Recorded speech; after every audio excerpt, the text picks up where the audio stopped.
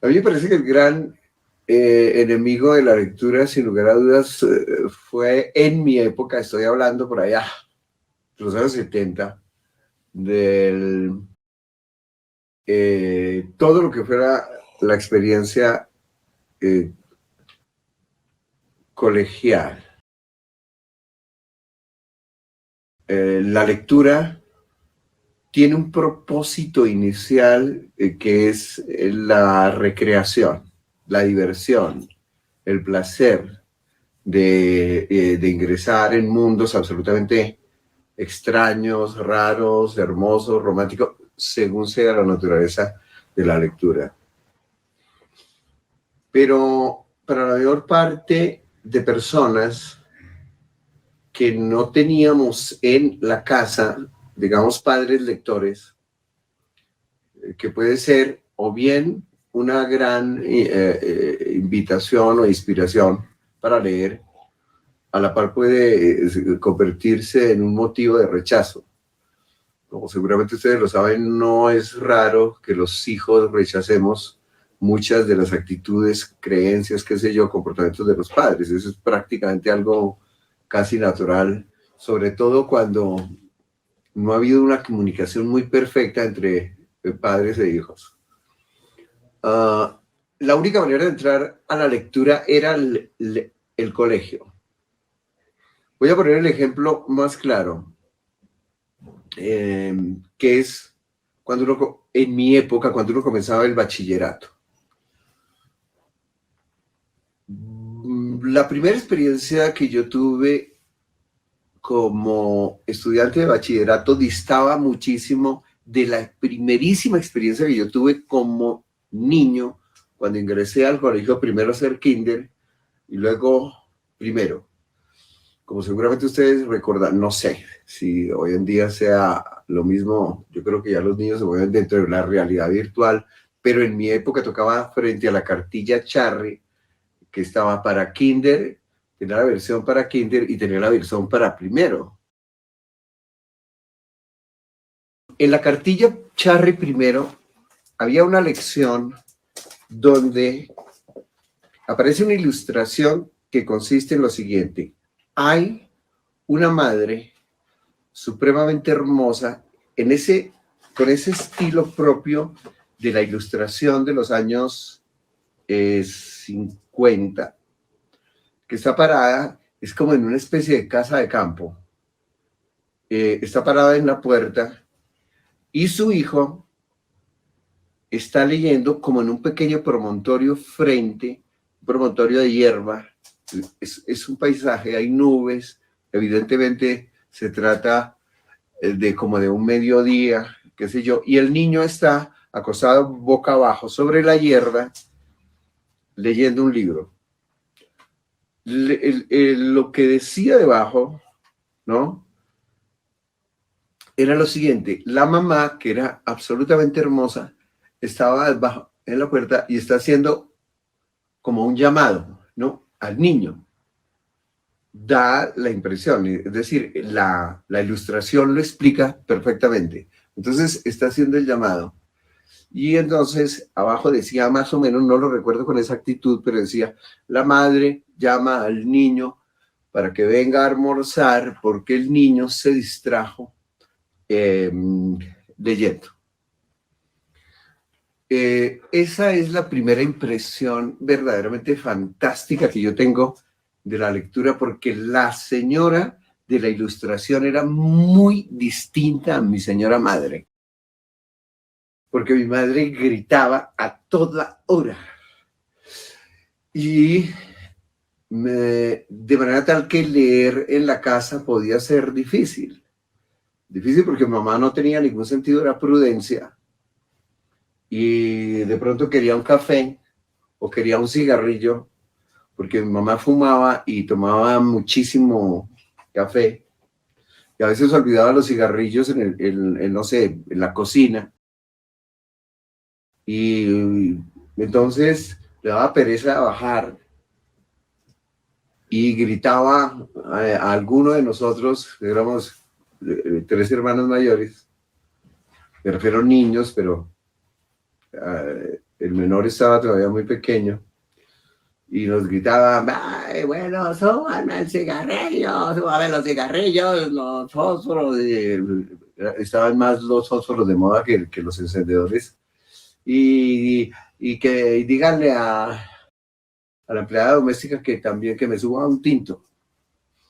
Y eso podía ocurrir varias veces en una tarde, de manera tal que concentrarse en la lectura era completamente difícil.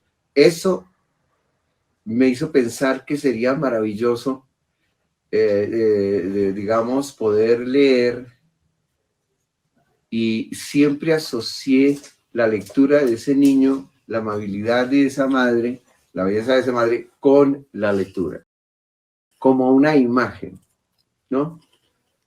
Que me parece absolutamente hermosa.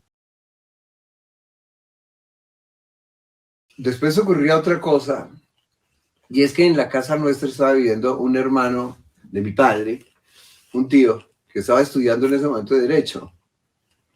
Y pues en la casa le habían dado una habitación, la única habitación que había en el primer piso, y él ahí vivía y ahí hizo toda su carrera.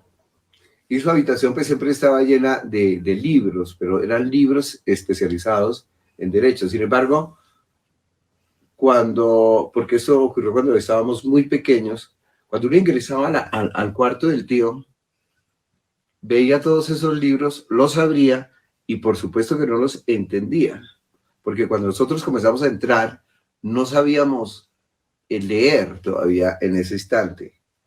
O sea, estoy hablando de que teníamos 4 años, empezábamos a leer como a los 5 y medio, 6, pero aún cuando uno sabe leer, abrir un texto de derecho, cuando uno tiene 6 años, así técnicamente sepa leer, la verdad es que no entiende un pepino. Como hoy en día para mí, abrir un libro de medicina, de ingeniería, de qué sé yo, de cualquier materia, de física, yo miro una cantidad de signos que no me dicen nada. Muy bien. Eso en cuanto a las primeras impresiones. Luego nos enfrentamos, todos los alumnos de mi época, eso fue como a principios de los 70, a principios del 72,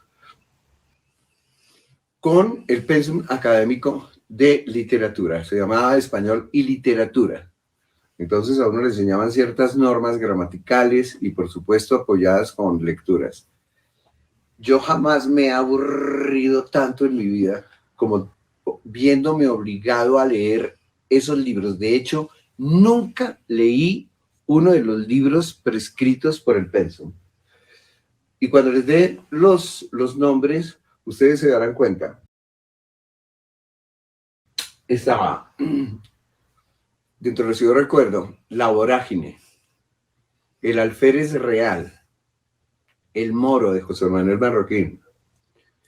Y después le metían a uno nada menos ni más que El Quijote de la Mancha.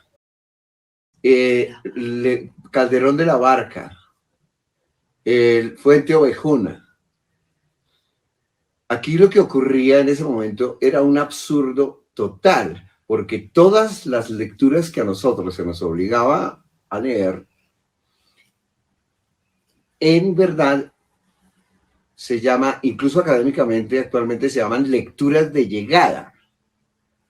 Es decir, son lecturas para especialistas, porque todas son lecturas anacrónicas, en el sentido de que cuando se escribieron, casi todas corresponden. La más jovencita podía aparecer a principios del siglo XX, que es La Vorágine, pero lo demás era siglo XIX, luego hacia atrás y hasta el Quijote en el siglo XVII. Entonces, y venía con un agregado que era verdaderamente terrorífico, porque lo ponían a uno a leer semejantes bodrios. Y digo bodrios por la percepción que nosotros teníamos de esos libros en ese momento. Le decía, bueno, estos bodrios, además, ustedes tienen que, al ir leyendo, ir buscando personaje principal, personajes secundarios, personajes circunstanciales, tiempo atmosférico, tiempo psicológico, figuras gramaticales, buscar la sinalefa, el hiato, la metáfora. Es decir, uno, primero a qué hora se iba a leer, ¿no? Buscando esa vaina. Y buscando algo de lo cual uno no tenía la más puta idea, porque bueno, uno decía, el personaje principal de Don Quijote, uno decía, es Don Quijote. Y listo. Y hasta ahí llegaba, eso era fácil de encontrar. Pero el tiempo atmosférico, ¿ah? Y el tiempo psicológico, ¿dónde se encuentra esa vaina? Entonces, todas las lecturas eran una ruina absoluta y una pesadilla para todos los alumnos. De verdad que yo siempre que he pensado en el estudio de la literatura para no arruinar a potenciales lectores, porque arruinaban, es decir, yo sé positivamente, yo tuve la fortuna de que empecé a leer en esa época, pero ya fueron lecturas alternas, que fueron El Viejo y el Mar, y una que acababa de ser en ese momento lanzada al mundo y que fue un bestseller mundial que se llamaba Juan Salvador Gaviota, que eso era diversión pura. Incluso El Viejo y el Mar, que hoy en día a las personas les puede parecer un poco aburrido, pero era fantástica, eran lecturas fantásticas, deliciosas, ¿no? Incluso me encontré con una lectura, con un libro, esto es absolutamente gracioso, por una circunstancia absolutamente extraña me encontré con una colección de lo que se llamaba en ese entonces novelas del oeste, que eran unas novelas muy chiquititas, de unas 60 páginas, máximo 110, con aventuras del oeste muy elementales porque eran tiradas pues para el pueblo, y eso sí que era delicioso de leer. Yo me acuerdo de una que se llamaba Plomo para Todos, ¿no? Por un rifle y un whisky y un caballo, una cosa así, y llegaban y decía, Mike entró con sus pistolas y era clarísimo, nadie le estaba preguntando cuál era el personaje principal, tiempo atmosférico, nada, era demasiado sencillo y uno sabía que se iban a agarrar a plomo. Entonces yo decía, siempre he pensado que esas son las primeras lecturas y nunca deben ser calificadas bajo ningún pretexto, porque convierten lo que era académica, no, sencillamente era lo que pasaba. Y entonces a uno le pasaban los datos de tiempo atmosférico, esto, y ya le daban los papeles, y cuando llegaba el examen, pues uno decía esto, tan. Pasaba y era un método. Pero esa fue una experiencia supremamente traumática, no solamente para mí, sino para prácticamente la mayoría de los alumnos en cuanto a la lectura. Pero la lectura, yo la sitúo exactamente en el mismo plano del enamoramiento, ¿no? Uno tiene que enamorarse del libro, enamorarse del libro. Incluso cuando estamos hablando de libros que no tienen lo que pudiéramos llamar esa característica romántica, pero el placer, cuando uno tiene el privilegio de encontrarse con una lectura de esas, que conecte tan profundamente con uno, es muy similar a un enamoramiento. Y en el caso de los libros más impactantes en la sensibilidad y la inteligencia de uno, estamos hablando ya prácticamente de un amor perfecto. Y eso es lo que me parece más importante de la lectura. Por supuesto que existen las lecturas obligatorias, son aquellas a que obliga digamos, la profesión que su merced escogió. Por ejemplo, los médicos no pueden evadir ciertas lecturas, ¿no? Que no sé cómo podemos llamar, manifestaciones somáticas de problemas psicológicos, qué sé yo, que es la pancreatitis, bueno, pero ojo, Se supone que si su merced estudió medicina es porque le encanta el tema. Entonces, para un médico eso es un solli, saber cómo es, qué es la endocrinología, ¿no? Que es un metabolismo. Exactamente como para los que estudian física, la idea de las operaciones, con esos signos absolutamente extraños, también son para ellos algo tan maravilloso como un romance, ¿no? Claro, cuando su merced se ha equivocado de profesión o estudia algo a lo que fue obligado, no disfruta nada porque eso es como un matrimonio que se hizo por obligación. Es decir, la lectura es fascinante siempre y cuando a su merced le guste. Hay personas que disfrutan profundamente de libros muy complejos, en cierto sentido, como puede ser La decadencia de Occidente de Oswald Spengler, que se publica por allá en el año 1938 y son 1200 páginas de, de un lenguaje denso, tratando de explicar la historia, las razones y todo, pero al que le gusta lo disfruta de una manera casi fantástica. Es decir, lo importante es que a uno le guste. Por ejemplo, algunas personas que leen digamos, las revistas Tú, ¿qué pasa con la lectura de la revista Tú o de TV y novelas? Pues me parece que es la lectura más apropiada para esas personas. Yo no creo que las personas que lean TV y novelas sean lo que podríamos llamar unas gomosas, pues, de la lectura que se llama exigente, ¿no? Eso está dentro de la libertad de las personas. Hay algo que debe entenderse, es que ninguna lectura es obligatoria. Ninguna lectura, sobre todo, que pretende divertir, que pretende hacernos pasar momentos muy agradables, porque es un hecho de lo más fascinante. Son signos, pequeños puntos negros así, y que sin embargo, por convenciones, nosotros convertimos en paisajes, personas, acciones, conversaciones, físicos, formas de amor, colores de las cosas, la forma hermosísima de la ciudad, es nocturna, es diurna, según la magia que tenga el escritor para hacernos creer que eso es verdad.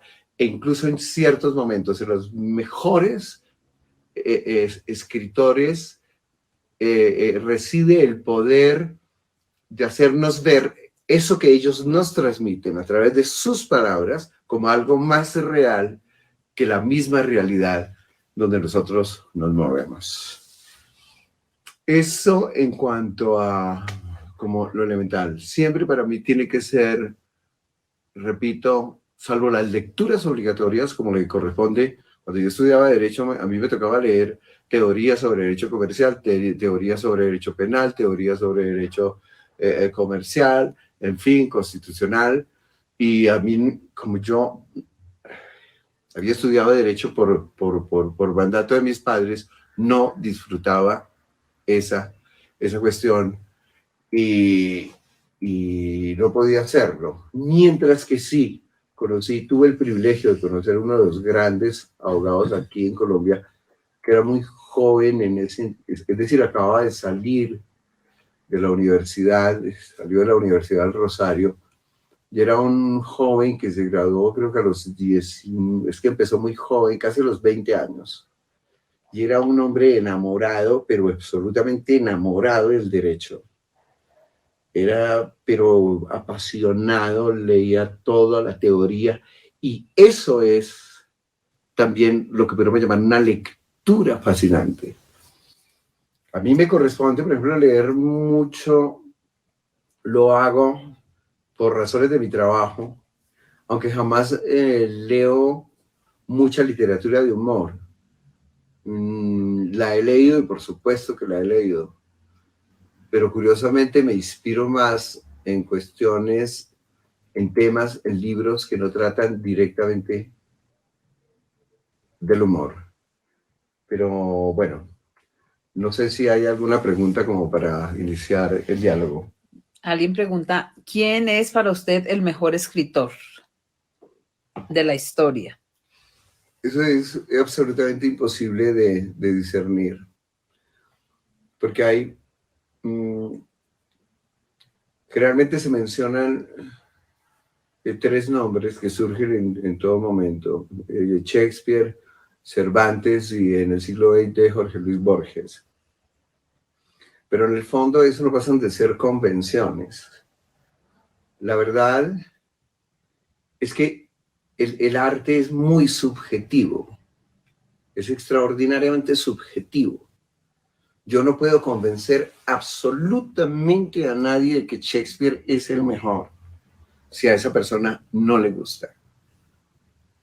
Ni puedo convencerla de que es Cervantes, porque es que Cervantes, esto viene toda la teoría, cambia, prácticamente se le atribuye la invención de la novela, a Shakespeare incluso se le atribuye la invención de lo humano, a Jorge Luis Borges se le atribuye el llegar a manejar de tal manera el lenguaje, lo cual es rigurosamente cierto en los tres casos, de una manera que es sencillamente increíble. O sea, es imposible que un hombre haya desarrollado de tal manera tanta inteligencia y la haya podido meter en unos moldes aparentemente tradicionales, como es el ensayo muy corto, el cuento o el poema.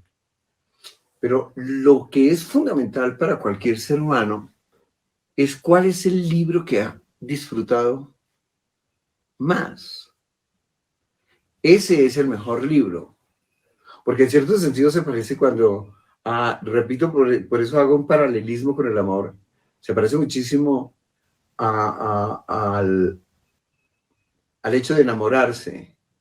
Uno se enamora cuando uno recuerda las mujeres, en mi caso, las mujeres de las cuales yo me enamoré desde que era niño, y mis gustos son absolutamente individuales, en especial absolutamente fascinantes, mientras que ciertos, digamos, cuando era muy pequeño, amiguitos me decían, no, pero ella no me parece tan bonita. Y a mí las que le gustaban a ellos tampoco me parecían. Es decir, hay un enorme grado de subjetividad, que es lo maravilloso que tenemos los seres humanos. Es decir, la belleza siempre es algo absolutamente personal. Personal.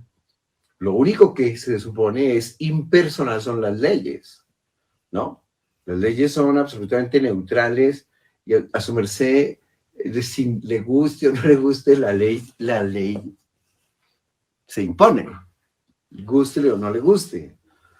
Es decir, a mí me gusta, no sé, orinar en la calle.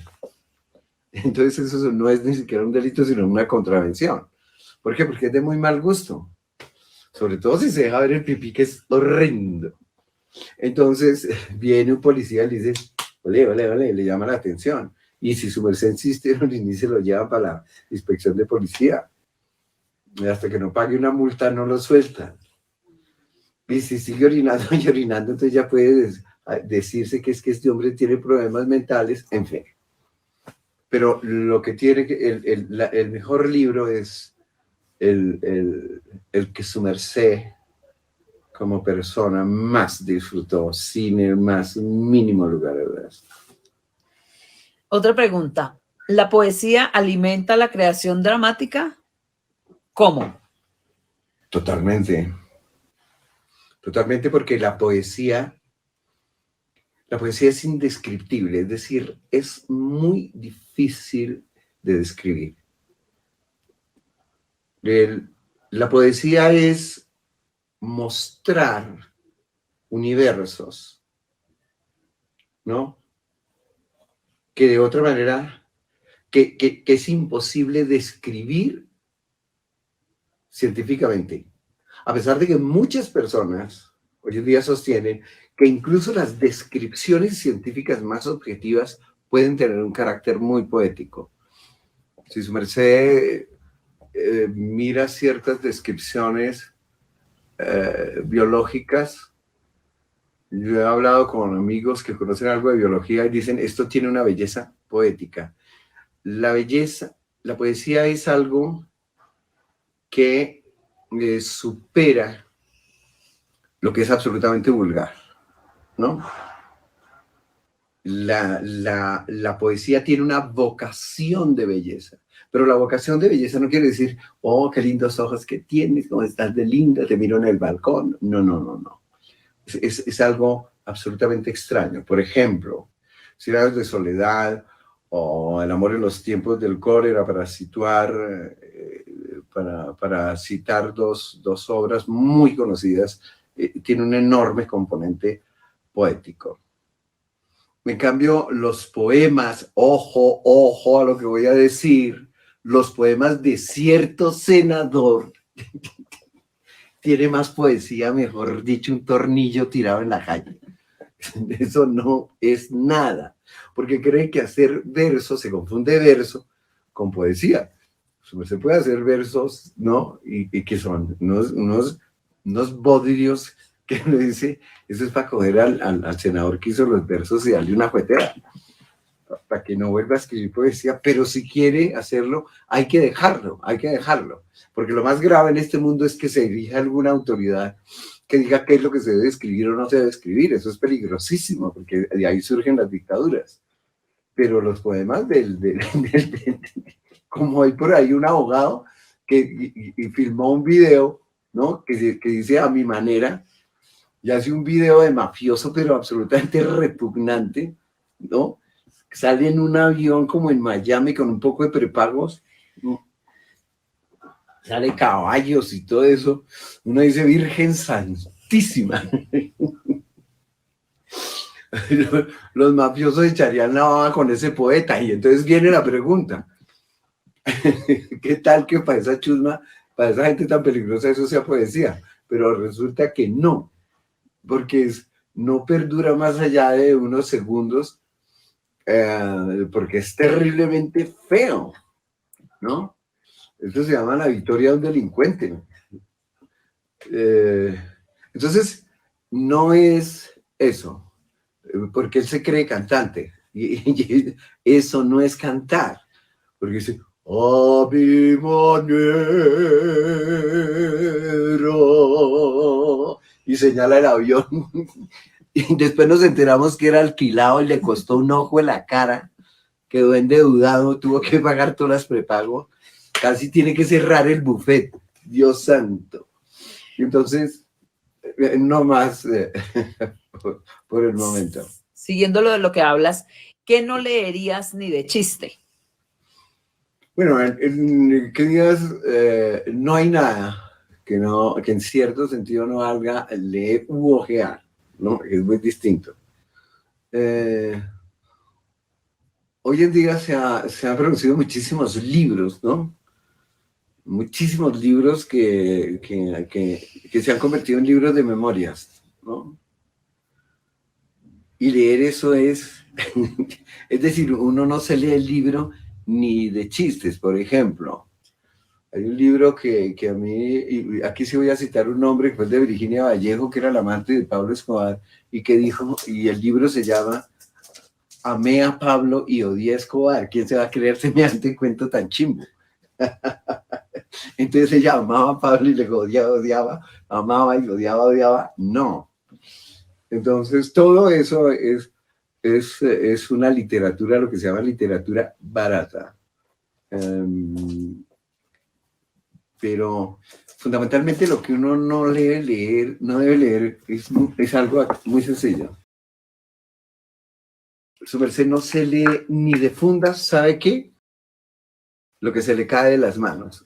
Que su merced intenta, vuelve, y resulta completamente imposible. Su merced debe dejar ese libro, y es o no el momento, o no es la lectura, sencillamente, pero no se obligue a leer lo que no le gusta, así le hayan dicho que es lo mejor, porque sucede exactamente como en la música.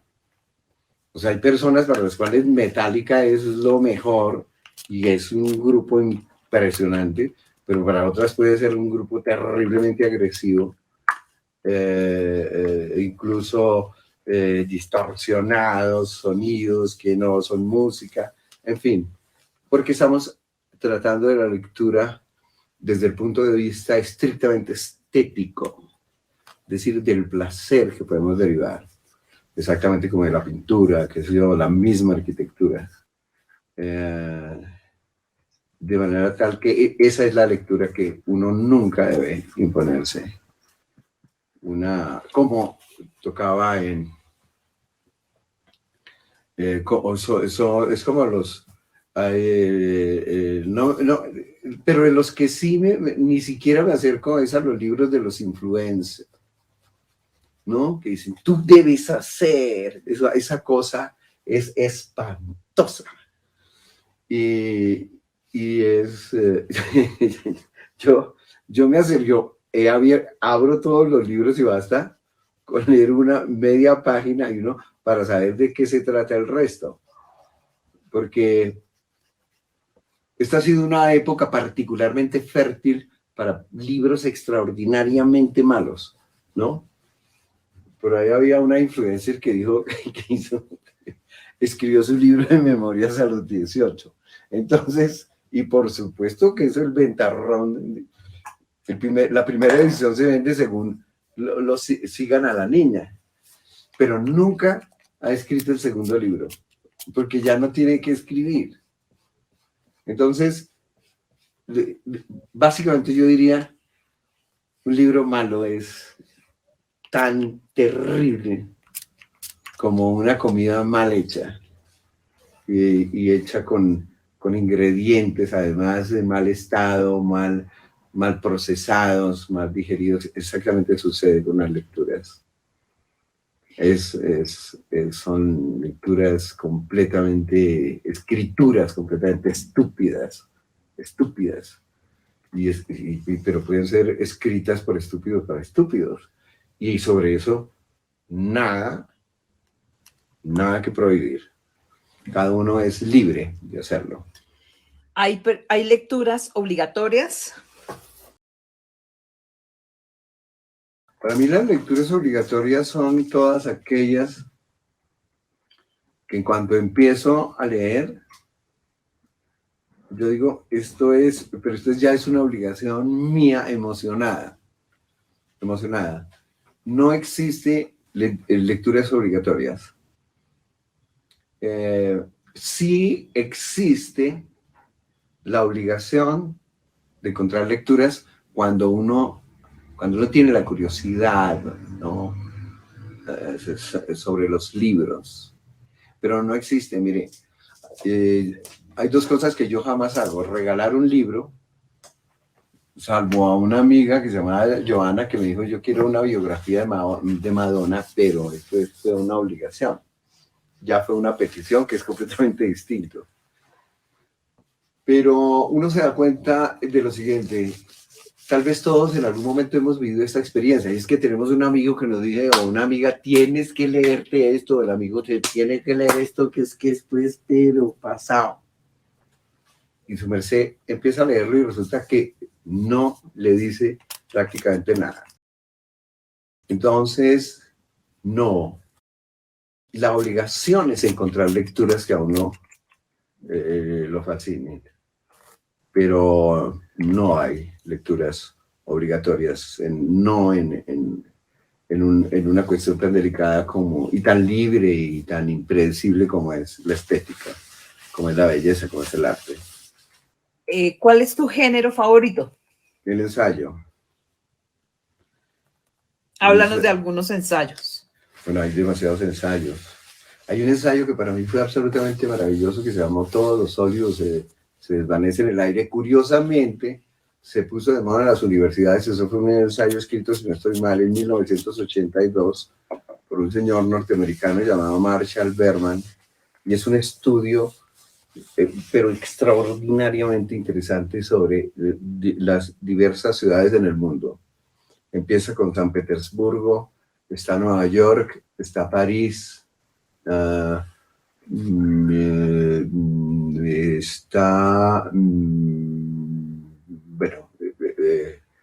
esas ciudades. Pero es un estudio tan fascinante, pero tan fascinante, que me tuvo absolutamente perplejo y maravillado durante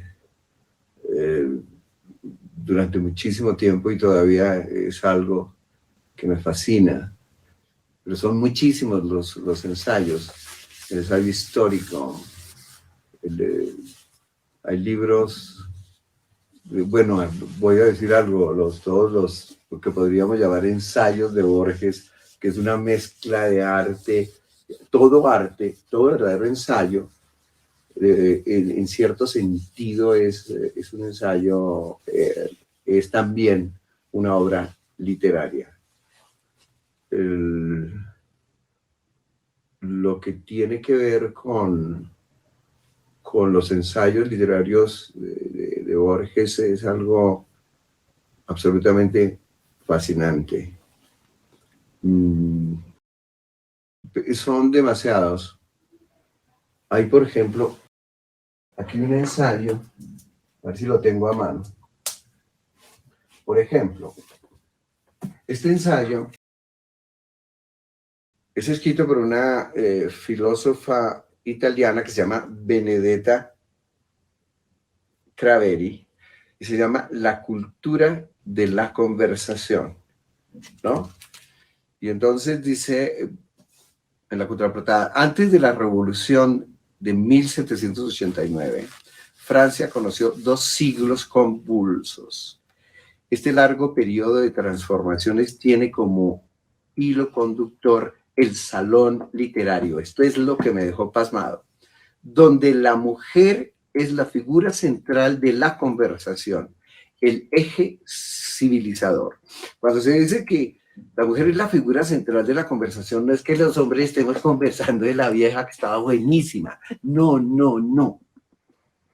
Es la mujer, las damas, porque estamos hablando de damas de la aristocracia francesa, eran el centro, eran los que se inventaron el salón, convocaban a las conversaciones, guiaban, orientaban, conversaban, eran cultísimas, y se cree, sin el más mínimo lugar a dudas, que es gracias a estas damas que nosotros conocemos la civilización nuestra en su mejor expresión, y es la conversación. La conversación es absolutamente fascinante. Y tenían solamente 2 limitantes: no podían ser groseros ni orinar en los jarrones, ¿no? De resto, había un gran componente de caballeros, científicos, ojo. Y lo fascinante es que nos cuenta esta señora, es un libro complejo, maravilloso, denso. Nos cuenta que es la primera vez que se abre un salón desde la aristocracia y donde se reúnen las personas sin importar su origen social. El único pasaporte exigido para el ingreso a un salón es que su merced fuera inteligente y culto y decente. O sea que, Dios mío, mucha gente quedaría por fuera hoy en día. Pero ese es más o menos, eso es un ensayo fascinante. ¿Qué opinas de los audiolibros? Fíjate que me encontré con una amiga que me contó que había leído auditivamente El Señor de los Anillos y que había sido una experiencia maravillosa.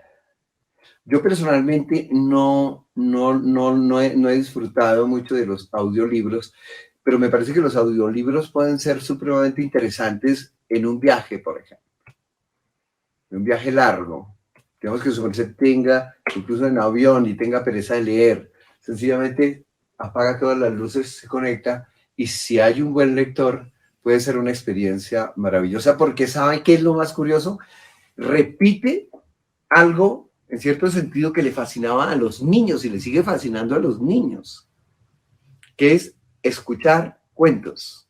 Entonces, me parece que si su merced da con un material estupendo, puede ser una experiencia pues, maravillosa, desde luego. ¿Qué opinas, primo, del dramaturgo Carlos Mario Aguirre? Bueno, Carlos Mario es una persona sui generis. Él rompe con prácticamente todas las normas de lo que pudiéramos llamar la brevísima tradición teatral que tenemos en Colombia. Y le da una prioridad absoluta a una voz completamente auténtica, arraigada, con un estilo donde se combina lo desabrochado, la irreverencia, en fin, pero con apuntes absolutamente geniales, divertidísimos, ¿no? Que conquistan el corazón de la gente, la imaginación, de una manera totalmente irreverente, desde su famosísimo, junto con, por supuesto, con Cristina Toro, cuando crean el país paisa. Ha sido supremamente controversial, lo cual demuestra que tiene que ser muy interesante. Yo tengo el privilegio de conocerlos más por correspondencia que por charla directa. Tuve el privilegio que me regalaron los 2 tomos de un trabajo muy interesante. Son 2 tomos sobre todo lo que significa País Paisa, pero es el Águila Descalza, donde se menciona País Paisa, pero sin lugar a dudas es un referente absoluto porque tocó el corazón de la gente, hizo un teatro que era totalmente paisa, paisa, paisa, es decir, colombiano, colombiano, colombiano, y llegaba a la gente, que es lo más importante, basándose en muchos elementos del humor, pero también de una teatralidad absolutamente excepcional y lo que pudiéramos llamar una dramaturgia única. Es un referente absoluto dentro del teatro colombiano. Gústele a uno o no le guste, ¿no? ¿Cuáles escritores colombianos actuales recomiendas o recomendarías? Bueno, es muy difícil recomendar, ¿no? Pero siempre hay hay un excelente escritor que se llama Tomás González. Él es modelo, si no estoy mal, 51, pero es un pulcro escritor. Es un escritor muy depurado. No es un escritor de acción, no. Es una literatura en su más alta expresión, muy sofisticada, que me parece realmente excepcional. Es algo que uno recomienda sin temor a equivocarse. ¿Ningún otro más? Mira, hay un escritor, un excelente ensayista que se llama Fernando Cruz Crumfly, que es del Valle, que hace unos ensayos extraordinariamente interesantes, densos, exigentes. En las últimas generaciones hay un libro que ha sido supremamente interesante, que es el de Juan Gabriel Vázquez, creo que se llama Mirar Atrás, donde explora la experiencia vivencial, la biográfica casi del director de cine Sergio Cabrera, y tiene unos momentos absolutamente relevantes, impresionantes, difíciles, iluminadores, complejos. Es un libro que ilumina mucho sobre las relaciones padres e hijos, que uno queda absolutamente pasmado frente a lo que puede hacer un padre con sus hijos, porque se trata de cómo el padre de Sergio Cabrera, que se llamaba Fausto Cabrera, a quien yo conocí, claro, él era muy mayor, una figura teatral, y cómo ciertas convicciones políticas lleva a introducir a sus hijos en una aventura que hay por momentos es absolutamente demencial. En China, ¿no? Ese libro me resultó absolutamente conmovedor porque además está escrito por uno de los, porque es un escritor de pulso extraordinariamente firme, fino, concentrado. Ese libro me conmovió mucho. ¿Qué tan grandioso u obsoleto consideras la dialéctica moderna en esta época satírica? A ver, no entiendo bien qué podría entenderse por dialéctica moderna. Prácticamente la dialéctica es algo que está en casi todos nosotros, ya sea de manera voluntaria o involuntaria, ¿no? La dialéctica es como que es como esa, hay una palabra que se utiliza mucho en dialéctica, la contradicción, ¿no? Creo que es una constante del ser humano. Algo que, por ejemplo, tú mencionas, dialéctica contemporánea, hace parte de nuestra cultura en el sentido de que tú puedes hacer una aplicación muy especial, muy específica tuya, sobre lo que tú percibes, sobre lo que tú percibes como dialéctica moderna, que sería además interesantísimo escucharte comentarlo, decirlo, o simplemente narrarlo, porque creo que en este caso tú nos iluminarías muchísimo al respecto. ¿Qué opinas de lo escrito por Antonio Caballero? Antonio Caballero era un columnista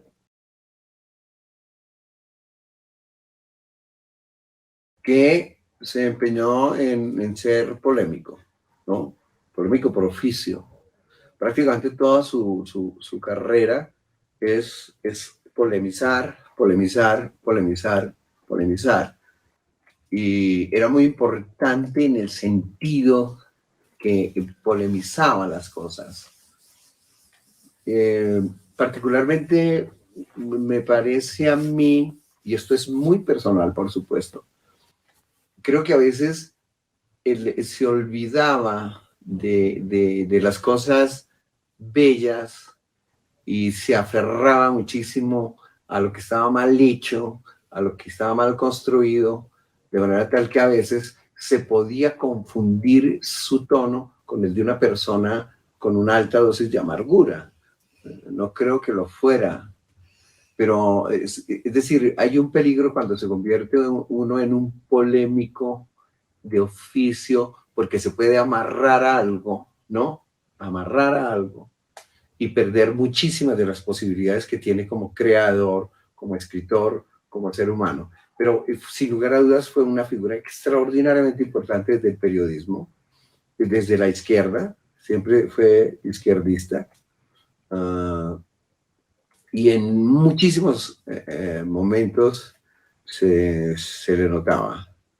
Es decir, a veces daba más prioridad a su convicción ideológica que a la verdad objetiva, pero su personaje, sin lugar a dudas, dentro del periodismo, absolutamente respetable. Yo me leí su novela, la única que escribió, que se llama Sin Remedio, que es casi una novela como medio existencialista colombiana, como una especie de la náusea de Sartre, que se escribe en el 38. Eso fue una versión, porque no recuerdo, creo que se escribe en el 79 o en el 80, o se publica, no recuerdo en ese momento, pero creo que era mejor periodista que escritor, que novelista. ¿Qué opinas de Roberto Gómez Bolaños? Roberto Gómez Bolaños, Chespirito, fantástico. Obvio. Es decir, un hombre que a mí personalmente, yo no muero por el chavo, pero un hombre que haya mantenido desde un vecindario o desde desde el otro vecindario que era el del Chapulín, o desde el profesor Chapatín, creo que se llamaba, o los caquitos, ¿no? En fin, los loquitos estos, que no sé, que haya mantenido en Latinoamérica una vigencia que es que hasta hace creo que como 2 años, me parece, o 3, se presentaba prácticamente en todas partes del mundo con traducciones. Y en Latinoamérica era increíble, pero se presentaba en 2 canales al tiempo, aquí solamente en Colombia. Y todo el mundo era...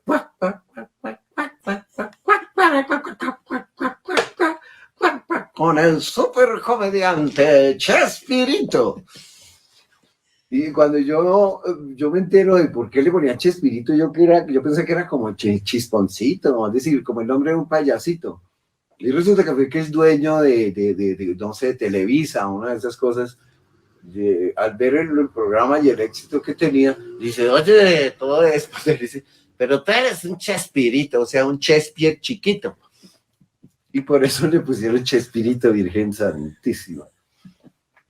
Última pregunta ya para terminar. ¿Escribir es un ejercicio muy difícil? Es bastante difícil. Bastante difícil. Mira, yo he intentado escribir muchísimas veces. Escribí un libro, no quedé muy satisfecho. Eso ya hace un jurgo de años. En este momento estoy bastante concentrado en eso, pero no creo, cuando no creo que haya algo que valga la pena, no, porque es muy difícil. El manejo de la palabra escrita, cuando digo difícil me refiero a crear algo, porque escribir es un... por Dios. Ya conozco 17 niñas de la farándula que han escrito sus memorias. Dios nos ampare y los favorezca. Entonces sí es un ejercicio bastante difícil, pero apasionante. ¿Ya se acabó? Sí, ya se acabó. Entonces, ¿me despido? Sí. Queridos amigos, a los que nos han acompañado, a los que enviaron las preguntas, a las personas que eventualmente nos siguieron, un inmenso agradecimiento por acompañarnos y espero que nos veamos dentro de 15 días con otra, no sé, una charla sería demasiado, un parloteo ahí irresponsable de parte mía. De verdad, encantadísimo de haber estado con ustedes.